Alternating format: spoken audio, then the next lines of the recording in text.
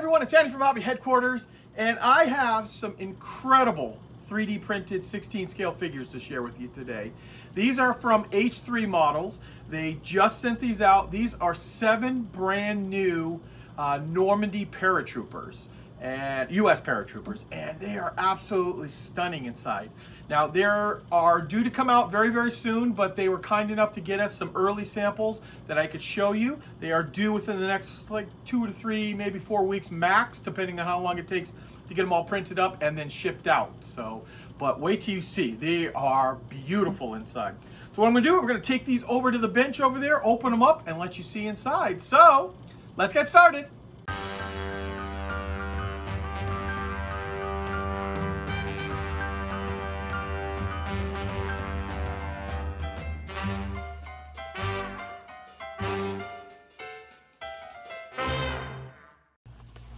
Here we go, guys. Here they are. These are the 7 brand new U.S. Paratroopers from the Battle of Carentan, so around the time of Normandy. These are from H3 models, and they're all in 16 scale. The ones I'm showing you, at least. H3 also makes all of these figures right here as well in 35th scale. So if you guys are not familiar with H3 at all, a couple months back, I did my first video when we first decided to start carrying these because they were just absolutely stunning looking, the figures that they offered. And then about 2 weeks ago, I went on their website and saw that they were coming out with these beautiful Normandy time period U.S. Paratroopers, and thought these are going to be incredible. Perfect timing to go along with the brand new M8 Greyhound that I have coming out, because it's small enough to be put into a little diorama and then have some cool looking figures all around it. And immediately placed a big order, so we will have all of these figures on our websites pretty soon. It's a large order they had to make for us, so it takes a little bit of time. But in the meantime, the guys at H3 were kind enough to send me out one of each so I could open them up and share them with you. And like I said, your guys are going to be stunned when you see the quality that H3 has molded up in these. So as we take a look at these figures here, just give you a little heads up on them. Obviously, I told you they are 3D printed, but from what I understand, they actually use real human beings dressed up and scanned to get the ultimate detail that they have here. They use 12K printers, so the detail is just down to every little button and fold and crease. It's just incredible on that. And like I said earlier too, they also, because they are 3D printed, they can scale them to any scale they want. So they also create all these figures in 35th scale. All of those will also be available on our website soon too. So the best thing I can do right now is I'm going to open up the first figure. Actually, I'm going to pick this Platoon Leader right here, and I'm going to show you exactly how they come out of the bag. Because they are 3D printed, they have a lot of supports on them, and I want to show you how they come out. And then I'm going to take some of the figures and build them up. We're not going to paint them at this time. Obviously, it'll take a long time to paint them, but build them up, show you what they look like, and then prime them so you can see all of the detail that's on there. So let's go ahead and open up the Platoon Leader right now. Okay, here we are. Here's our Platoon Leader, and as you can see, this is the first time I'm opening them up as well. I am showing you all the opening process here because when I opened up the other figure, just very impressed with how well they are packaged. Multiple layers of bubble wrap, as you can see right here.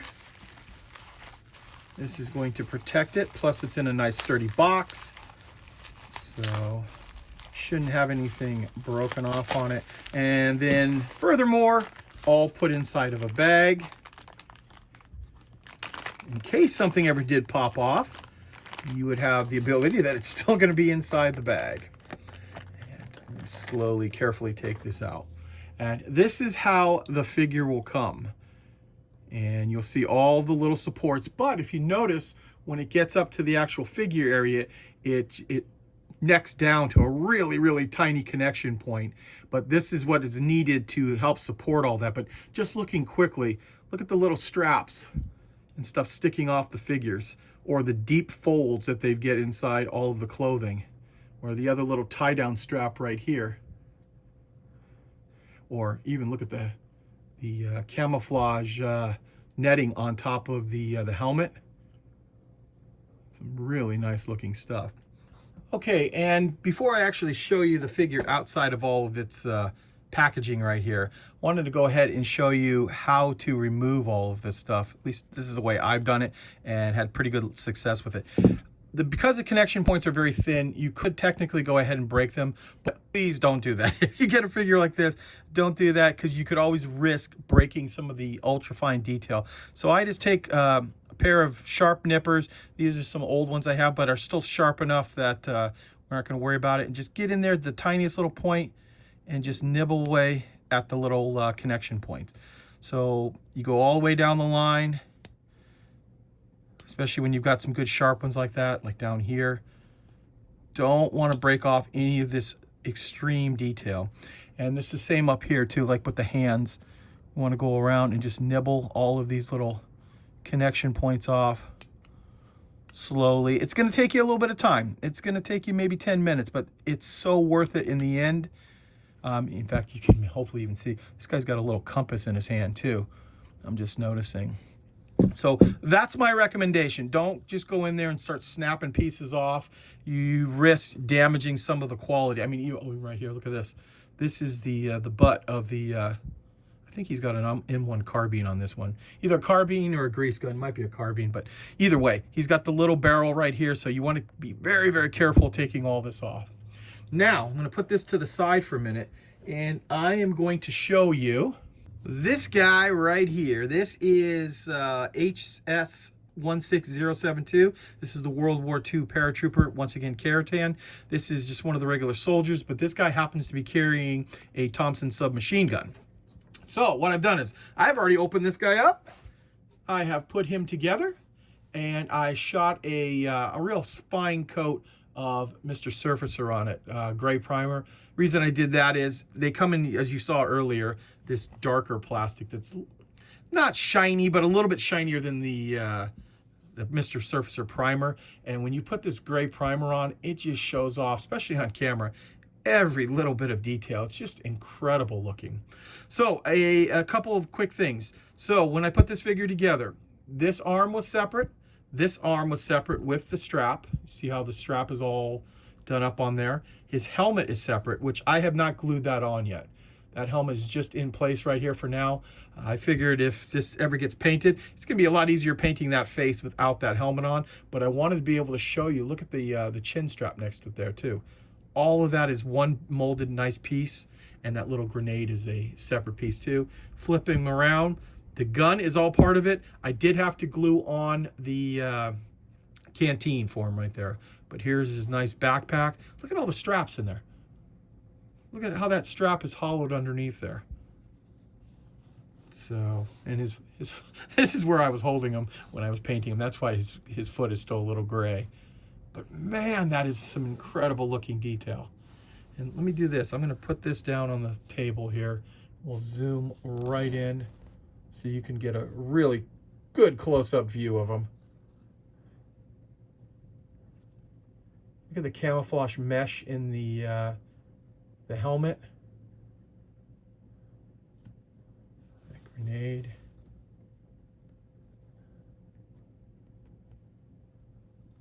And then the undercuts and folds. Love these. How they tie down these pieces right here. And look how it's sticking up. It's a separate piece. Or not separate piece, but sticking up piece. It's not molded flat into the clothing like sometimes a plastic would have to be done. Try to keep them on camera. Sorry about that. And even up underneath there, how the jacket blouses over the trousers. And then like that. I don't know if I told you earlier or not, the grenade was a separate piece. I had to glue that on. But you tell me, is that not a stunning looking figure? Just incredible looking. Let's move back out so you can see the whole thing at once. Yeah, that is a beautiful looking figure. Okay, I have assembled up two more figures. The first one you're looking at here is another soldier carrying an M1 carbine. And let you look at the detail on this guy. Did not attach the helmet once again, just holding it with my finger in place there. But you can see the little chin strap, all those pieces. There we go, flip them around. Did, like I say, just for the camera, did spray a little bit of Mr. Surfacer primer on it. Just makes everything not so shiny and look better on camera, so you can see all the detail. So we're going to leave him right here for a second, and I'll show you the other guy. This is that Platoon Leader with his little map and his compass in his hand. He also has an M1 carbine. It's all folded up there. Didn't attach the helmet again, but you get the idea here. Both of these guys have knives, combat knives on the side, plus canteen, backpacks, all that kind of stuff. Plus, look, even the folds in the page of the map. Some really nice stuff. So we've got our three main guys that I've built up. And the reason I built those three, I think these guys go together. I'm going to show you how they would look on a diorama. Okay, what you're looking at right now is, in my opinion, the three guys that I think would go together the best for what I'm thinking about in this little diorama scene. So we have the prototype now. This is just the early sample of my new M8 Greyhound sitting in the back there. Of course, the driver would be inside there with his binoculars and stuff. But out in front, we have three of the Paratroopers that have come up alongside them. You've got the Platoon Leader in the middle. He's got his compass and his map he's reading. In fact, I can zoom in a little bit more on those guys right there. The compass and the map he's reading. You've got the guy with the Thompson standing next to him, taking direction, keeping an eye out, as well as the guy with the M1 carbine sitting right there as well. Just incredible. And just picture this now, this little base. This base is only about 12 inches by about 10 inches. So you can put a nice little scene together. And of course, you could use it with the Jeep. You could use it with standing outside the Sherman or anything else. This is just a good sized little vignette here that really shows off those figures. So now that I've shown you these three right here, I'll show you the other two that I think will go together really well in more of a combat scene. And I'm just showing you the box and their pose that they have right there. You've got a guy with the carbine on the left, kind of hunched over, as well as the guy with the Thompson also hunched over there. So this could also go with the M8 Greyhound in a scene where they're kind of ducking behind the vehicle. They hear shots or something in the distance and kind of ducking down just a little bit, making sure their heads aren't sticking out. So those two would go together really well with a scene like that, or of course on a little tiny edge of a building, or even hanging around the edge of the Sherman like we talked about with the other guys. So a little bit more of an action type pose where nothing crazy's happening, but you see that they're ready to do things. Well, some more good news. I actually just went on the website for H3 models, and I noticed on there, I just have some 3D scans right now, but they've announced two brand new figures for my M8 Greyhound that will fit inside the cupola of my new M8 Greyhound. And you're looking at images of those right now. Plus, there's also going to be an 8th Paratrooper. This guy is going to have a bazooka on him, which you're looking at his image right now too. So 3 new figures. These are going to be a little bit more delayed. They are brand new, just announced. They are going to go ahead and get those made up, and there's a possibility to be here within the next like 3 or 4 weeks on those last 3 figures. The other 3 figures are going to be made up and on their way to us just in a couple of weeks.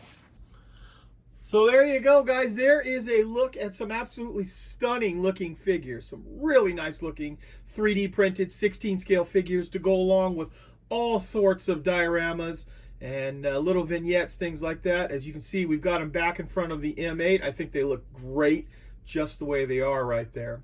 Now, keep in mind, these are being produced right now. We should hopefully have them on our website, andyshhq.com, in about 3 weeks. I know it's a little bit far out, but I asked personally if they would get them ready early for us, some samples, so I could start showing people how they're going to look. So keep an eye on our website. I'll also make some announcements once they actually arrive in, and also the 35th scale will be arriving at the same time. So very excited to see these guys, plus all the other new figures that they keep coming out with. Seems like every month they add a few new ones to it, and these I just had to show you guys. So like I said, keep an eye out on our website or any of our social media. We should announce those as soon as they show up. So guys, I want to take this opportunity to thank you as always for watching, and please stay tuned because I have many more videos coming.